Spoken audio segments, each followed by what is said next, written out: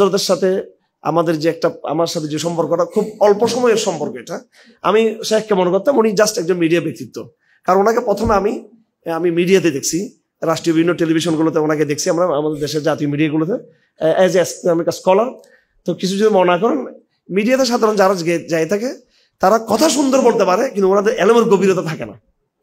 কিন্তু আমি দেখতাম যে টিভিতে হুজুর, এই হুজুরটা দেখি যে মানে পটর পটর হাদিস, খালি হাদিস বলে, এত বিশটা বহান রাবিশ এসব। আগে আমরা মনে করতাম যে শুধু হাঁটা যায় আমাদের হুজুর বা আমার বা মুফতি আজহার সাহেব চৌধুরী, উনি মনে হয় সবচেয়ে হাদিস জানেন। দেখি যে উনিও পরে একটু মধ্যে আমার হিংসাও লাগতো, উনি এই হুজুরটা এত বেশি হাদিস পারে কেন, এগুলো এগুলো আমাদের সম্পত্তি। তো তারপর প্রতি বিস্তারিত পরিচয় আমি আর এত কখনো দেখা সাক্ষাৎ হয় নাই। এবার যখন কারাগারে গিয়েছি তখন দেখলাম যে না, উনি তো বুখারীর হাফেজ, শুধু হাদিস না, উনি কোরআন শরীফের শেখ। এটা মানে কোরআনের সাথে ওনার যে সম্পর্ক, ওনার কিছু কথা দ্বারা আপনারা অনেক সময় ওনাকে ভুলভাবে আপনারা উপস্থাপন করতে থাকেন। ওনার একটা আধ্যাত্মিক অনেক বড় জায়গা আছে। আধ্যাত্মিক লোক এমন কিছু জিনিস দেখে, ধরেন একজন ব্যক্তির জিন দেখতেছে, সে তো আসলে দেখতেছে, কিন্তু সে যদি বলে তার বাস্তবে সবাই তাকে পাগল বলবে। কেন পাগল বলবে? যদি উনি আরেকজন সেটা দেখতে চান।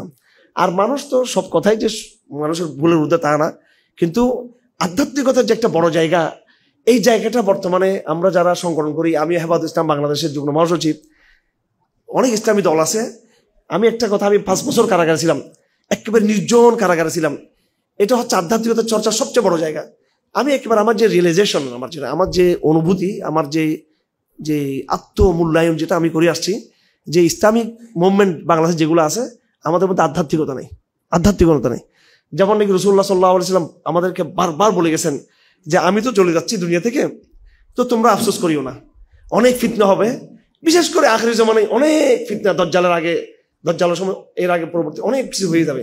আল্লাহ পাক তোমাদেরকে স্বপ্নের মাধ্যমে সাহায্য করবেন, এবং এই স্বপ্ন হচ্ছে ইমানদারের জন্য নবুয়তের 46 ভাগের 1 ভাগ। কেন 46 ভাগের 1 ভাগ? যেহেতু নবুয়ত হচ্ছে নবুয়তের 23 বছরের, নবুয়ত কয় বছরের? 23 বছরের মধ্যে 6 মাস ছিল স্বপ্নের মাধ্যমে। কিসের মাধ্যমে?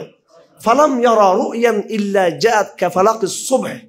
হযরত আম্মাজান বলেন রে রাসূলুল্লাহ এমন কোন স্বপ্ন দেখতেন না রাতের বেলায়, 6 মাস পর্যন্ত, রাতের বেলায় দিনের বেলায়, অর্থাৎ এমন কোন স্বপ্ন দেখতেন না সেটা দেবালোকের মধ্যে, সূর্যের মধ্যে সেটা বাস্তবায়ন হয়ে যেত স্বপ্নটা। এটা কয় মাস দেখছেন? এরকম 6 মাস। নবুয়ত 23 বছর। 23 বছরকে যদি আমরা 6 মাস ভাগ করি, তাহলে কয়টা 6 মাস হবে?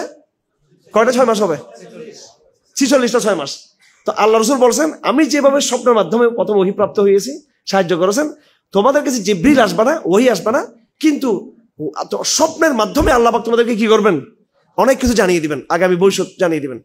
ওইটা আল্লাহ থেকে চাইলে আমরা অবশ্যই পাবো। কিন্তু ইসলামী দলগুলো আমরা মনে করতেছি, কখনো আওয়ামী লীগের সাথে থাকলে, কখনো বিএনপির সাথে থাকলে, কখনো আবার নিজেরা নিজের মধ্যে কিছু করলে, আসলে এগুলো সব আপেক্ষিক ব্যাপার হলো আমাকে আল্লাহর সাথে থাকতে হবে।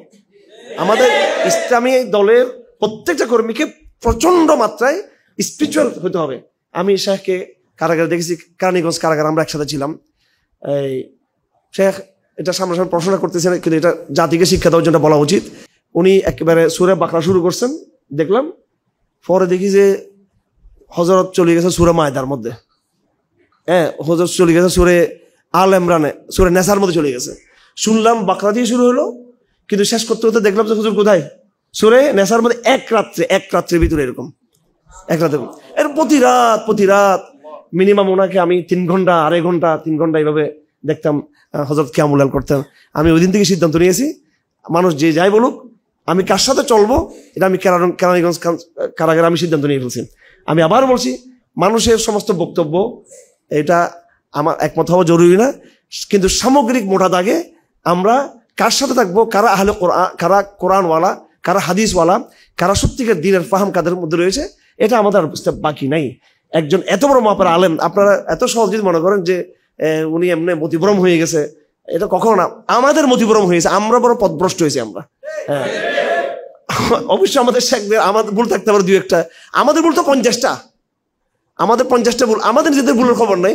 আর আমরা বিভিন্ন মতামত নিয়ে আমরা হয়তো করি।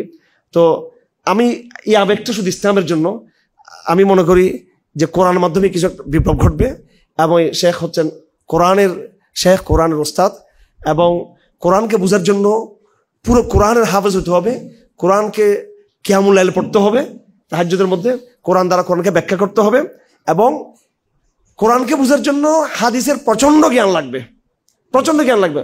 হযরত প্রায় 40 বছর হাদিস পড়িয়েছেন। কয় বছর?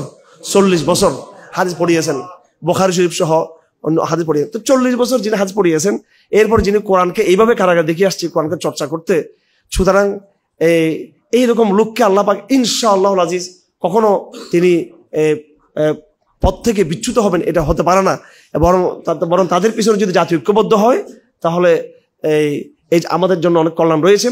আপনারা আবার এটা মনে করবেন না যে আমি হুজুরকে প্রশংসা করতেছি, হুজুরকে খুশি করতেছি। হুজুর আমাদের বাবার মতো, চাচার মতো, বা আমাদের বড় ভাইয়ের মতো হযরত। আমরা মক্কা শরীফ হুজুরকে ধরছি আমরা সবাই।